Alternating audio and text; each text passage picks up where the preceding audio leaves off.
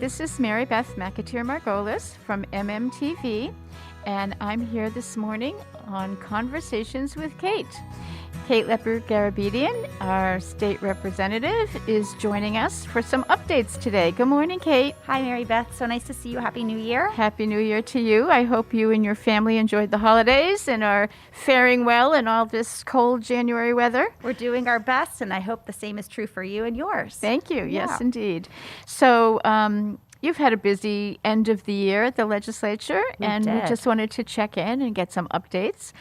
I think one of the first things we want to hear about that's pertinent to the state and, of course, Melrose is the ARPA money, the American Recovery Protection Act. Is that what it?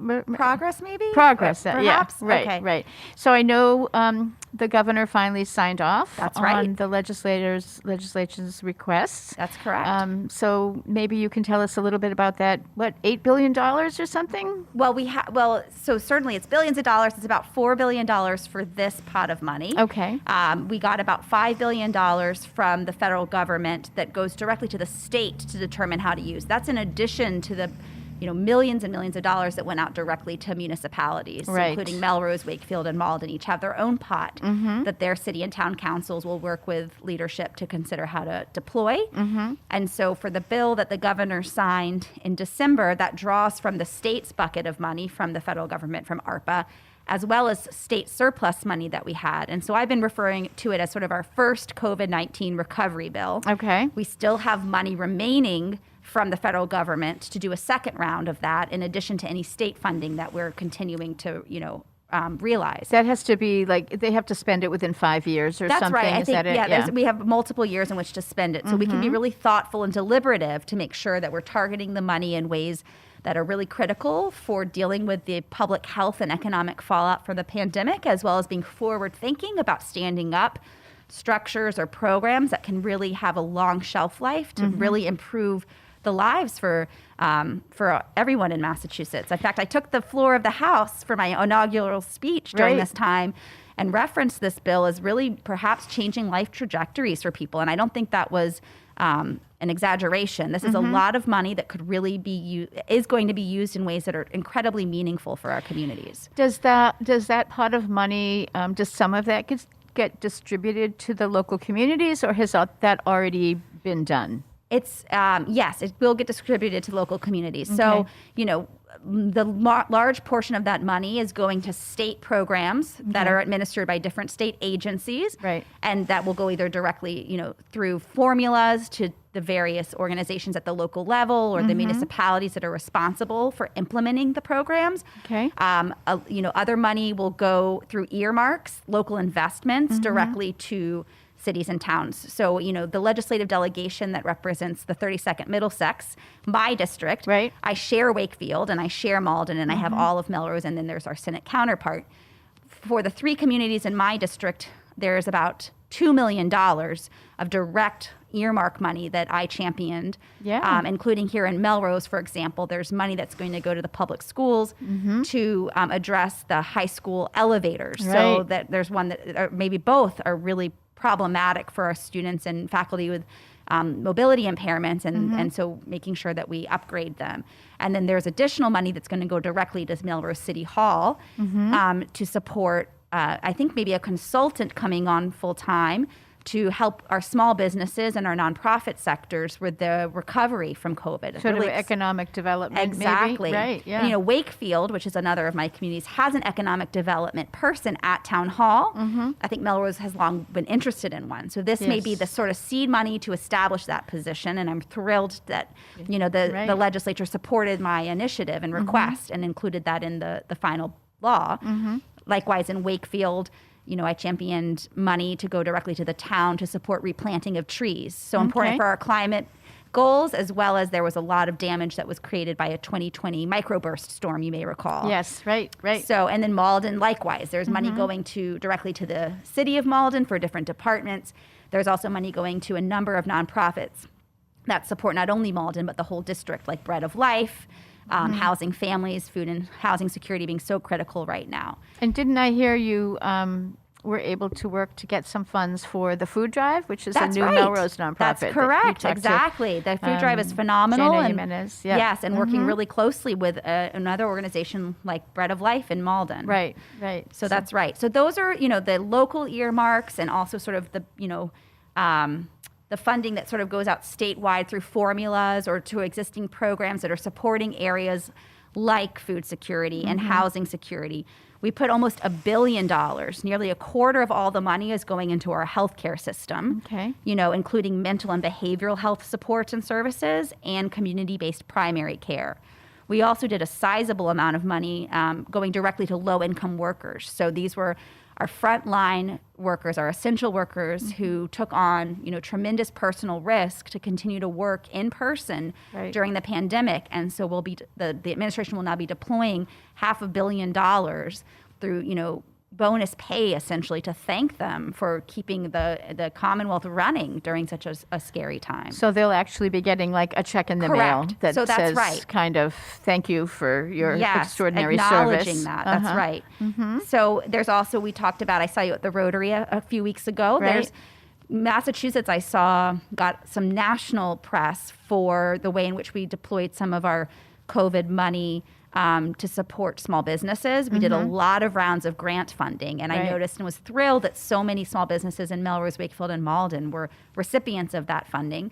So we extended that program with another $75 million that the administration will now deploy in grants, including for businesses that couldn't qualify for the most recent rounds, perhaps, for example, because they opened just as the pandemic got underway, and many of the eligibility requirements previously required sort of a year's worth of a year or two worth of tax returns or whatever, right? So that was really and I'm great sure thing to you see. get a lot of calls in your office from constituents and from businesses about like how to go through that process. Are there people in your office who are absolutely able to help with that if business owners have questions, small business owners? Definitely. And you know that over the course of my time as a state rep, which is almost 2 years now, we've created about 10 resources for people, and we update them periodically. We've maintained one on small businesses and different programs that are available. So as soon as we get information about this next round of grant funding, we'll update that resource again and promote it, share it with the chambers of commerce so that they can get it out as well, so that definitely business owners in the district and elsewhere can apply. That's great. I know you had a little synopsis of your work the past year and a half on, I think it was your Facebook page. Yes. And like thousands of responses to constituent questions. And I think that's so important in your role and makes you so successful in the community. Thank you. And it's really helpful for me to hear from people as well. Particularly, when I hear personally from people about some way in which policy choices or funding priorities are going to impact them, because I'm grateful for people taking the time to do that and sometimes share vulnerable information with me. It informs the work that I do. It can make me, I hope, more successful and effective in my advocacy. So I think that one other something I read was that cities and towns were a little hesitant to start spending the money because they were concerned about duplicating state services and state programs that we're starting. It sounds like you've already pretty much established with this round of funding what those programs and services and where that money is going to on the state level. I think that's right for at least for the near term, right? We still, as you pointed out, have money remaining. Right. But I'm not on the committees that are making determinations about when we'll do a second sort of ARPA bill. But I expect first we're going to do our fiscal year 23 budget bill. And so that will take priority. So for now, I think there's a good amount of predictability and understanding of what the state is putting forward of our own ARPA funding. And to your point, now municipalities should really think about how to supplement or to fill in other gaps, or as we're facing a current surge, is there PPE? Are there test apparatuses that might be, purchased through the funding that the cities and towns have received? Any other highlights of the funding bill that you want to tell us about? The housing, for instance, or? Well, I would say just at a high level, one thing that I learned on city council, and that's been, reaffirmed in my role as state rep, is that the budget bills are all about money, but they're about more than that. They're also about opportunities to revisit how we spend and how we prioritize. So it's really a policy bill as well. And so you'll see, just by way of one example, that we not only put money into sort of our human service workers, as we talk about those premium pay, but we're going to be adding, for example, $30 million to support pipeline and, reimbursement structures for student loans, thinking about career trajectory work, because we've reestablished, certainly during COVID, who's essential to our communities. And It's our healthcare workers, it's our early education workforce. It's folks who have very demanding jobs and often not the same level of compensation for the value that they provide. And so we've looked for opportunities in various places throughout this budget bill to really rethink our policy moving forward. I think I want to leave people with that. And transportation workers, I know. Oh, certainly. Even one of our employees this morning had a little delay because the bus was late, that kind of thing. Yes. So the transportation, of course, in Boston is always a challenge anyways. And I think if there's funding available that's going to that or to those workers, that would certainly...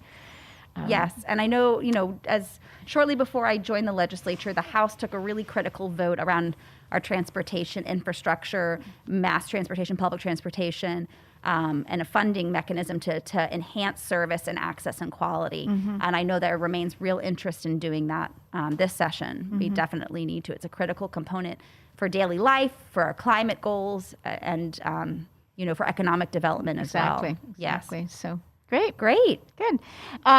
So you did mention doing some other things on the more local level. Sure. And I know recently you advocated and were able to help get passed some legislation affecting seniors pertinent to Wakefield. That's right.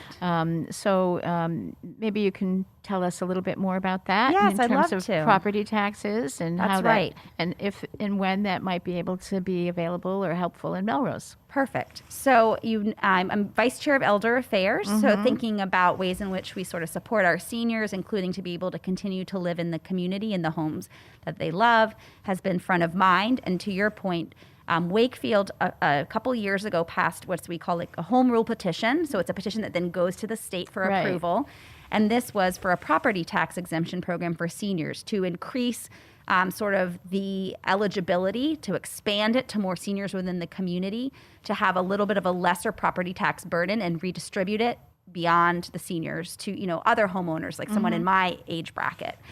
And it required, the town council approved it, so they, the locals had confirmed and signed off on it. But then I don't know if languish is the right word, but it sort of feels like it languished in the State House for 17 months before it got to the governor's desk for signature. Right. And that's just the nature of the legislature. It takes us longer to get things through. We have 200 people who have to sign off on it. And so, Melrose now has modeled its own program, and it's in a home rule petition to the State House this year that I'm championing with Senator Lewis, and we filed the necessary paperwork, but we're still waiting for it to make its way through the process. And so in just experiencing this, I sort of thought, why does the state even need to sign off on these things? Why couldn't we empower our municipalities who can be more nimble and can do it more quickly to put in place these expanded programs of eligibility for seniors to help with housing affordability? And so working with the Wakefield assessor, we filed a bill this session that would do just that. It would streamline the process. It would expand, it would empower municipalities to expand their senior property tax exemption programs without the burdensome process of going to the legislature to get approval and then to the governor's desk. And so I'm really hopeful that the legislature will take up this bill and provide positive recommendation. And I was joined by the Wakefield assessor to testify in support of that bill just a couple weeks ago at its first committee review hearing, which is it's in the Joint Committee on Revenue. Oh, on revenue. Okay. Yes. Not your Elder Affairs Committee. It's not, but it was nice to be able to, because there certainly are bills in Elder Affairs that are thinking about sort of housing options and housing stability for seniors. And so it's a nice complement to the work that I'm doing as vice chair of that committee. So, for example, in Melrose, we already have a senior exemption program. That's right. But it's got a lot of restrictions in terms of income and assets and whatnot. Yes. So would each in this bill that you have going forward, would it allow each community within the state to set their own parameters for that type of an exemption? Or do they have to be all the same? Well, there would be level of variety, absolutely. It would basically raise the thresholds that are currently in the state law right now that really haven't kept up with the costs of living. And so it would basically expand the degree to which there's discretion at the local level to set higher income or asset levels to capture more people. And since Wakefield has had approval from the state to enact its program, more than 100 senior households are now taking advantage of that. That's great. So that's that's really meaningful. And I know I'm very confident that we'll get through Melrose's home rule petition as well. It will be a priority for me as we complete the second year of the session.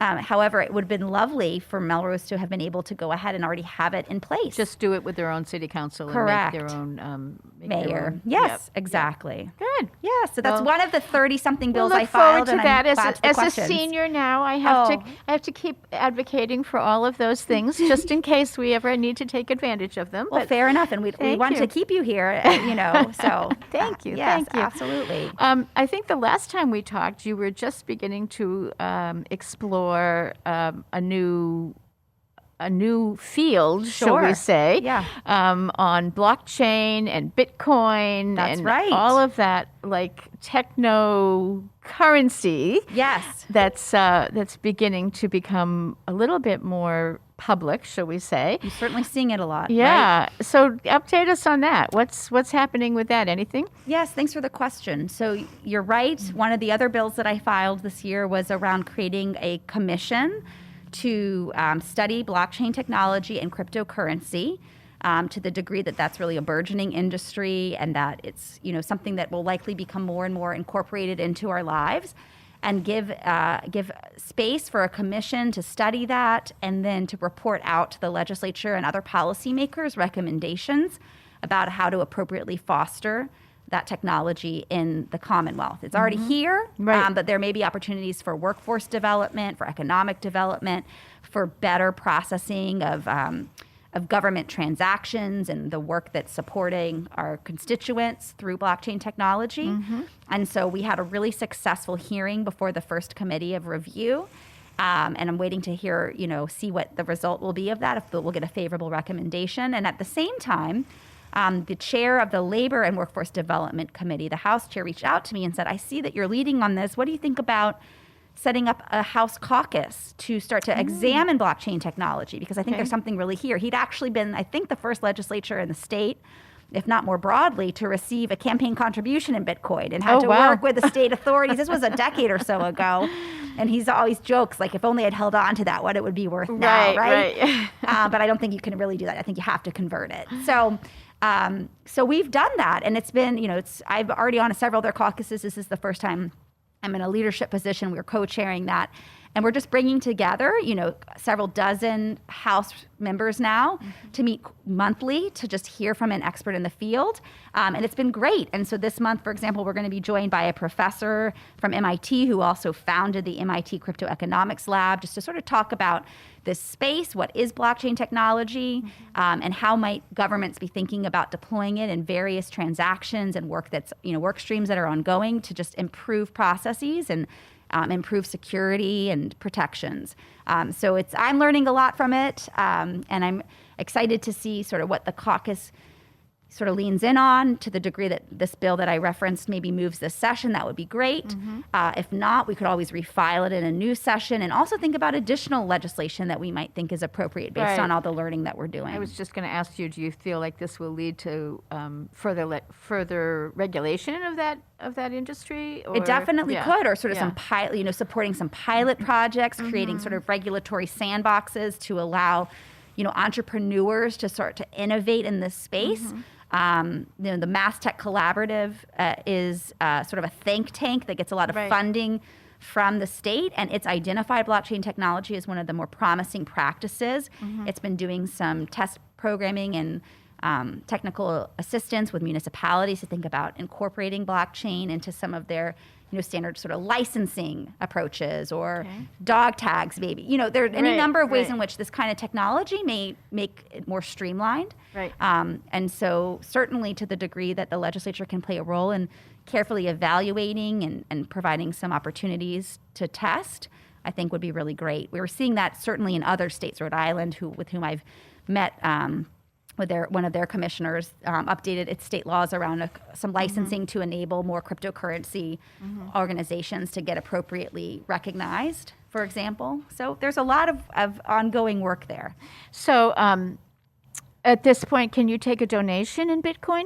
I guess I could, although I don't know that my platform. I guess if someone reached out to me, there is precedent. I wouldn't know how to do it technologically, but certainly I know that Representative Cutler worked with the OCPF, which is the campaign finance office here in Massachusetts, to figure out the right way to do that. There you go. Right. There you go. So if anybody out there has got a big hunk of Bitcoin and they want to support Representative Kate Lipper-Garabedian, just reach out. My goodness. Send her a couple of those, whatever they're worth now. Thousands and thousands of dollars. I don't know what the current value is. And we all laughed at them 10 years ago, right? So, sure. Yeah, yes. So. And so to your point, cryptocurrency is one application of blockchain technology, but there are other applications as well. And that's what I'm really excited to continue to learn about with my colleagues. Great. Well, we thank you for really pursuing new and innovative ideas for Melrose and for the state, and really helping us grow as a community and addressing the issues that concern many of our citizens. So thank you, Mary Beth. It's always great to catch up with you, Kate. And likewise. I hope one of these days you'll get back into the State House. And in the meantime, stay safe and be well. And thank you again for your service to Melrose, Wakefield, and Malden, and the state at large. Well, it's definitely my honor. So thank you, Mary Beth. It's been great to join you for Conversations with Kate. Yeah, this is Mary Beth Margolis for MMTV, saying good day to you and to Representative Kate Lipper-Garabedian.